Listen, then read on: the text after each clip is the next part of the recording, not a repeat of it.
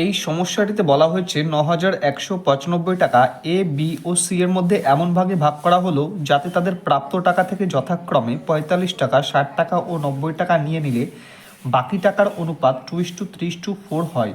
B কত টাকা পেয়েছিল? তো দেখুন, তাদের কাছ থেকে নিয়ে নিচ্ছে কত টাকা? ৪৫ টাকা, ৬০ টাকা ও ৯০ টাকা, অর্থাৎ ৯ আর ৬ ১৫, ১৫ আর ৪৫-এ ১৯৫ টাকা। তো তাদের কাছ থেকে ১৯৫ টাকা যদি নিয়ে নেওয়া হয় তাহলে ৯,১৯৫ থেকে ১৯৫ টাকা যদি নিয়ে নেওয়া হয় তাহলে তাদের কাছে পড়ে থাকে কত টাকা? তো তাদের কাছে বাকি থাকে ৯,০০০ টাকা। এইবার এই টাকাটাই 2:3:4 অনুপাতে ভাগ করা হয়েছিল। 2:3:4।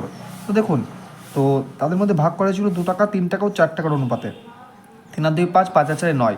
তো 9 মানেই হচ্ছে কত টাকা? ৯,০০০ টাকা। তো 9 মানে যদি ৯,০০০ টাকা হয় তাহলে 1 মানে কত হবে? ১,০০০। তাহলে 2 মানে হবে কত টাকা? ২,০০০। 3 মানে হবে 3,০০০ ও 4 মানে হবে 4,০০০।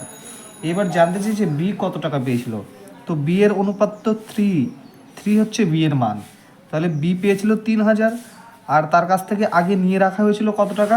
প্রশ্নে বলেছে ৬০ টাকা নিয়ে রাখা হয়েছিল, তাহলে এর সাথে ৬০ অ্যাড হবে। তাহলে বি মোট পেয়েছিল ৩,০৬০ টাকা।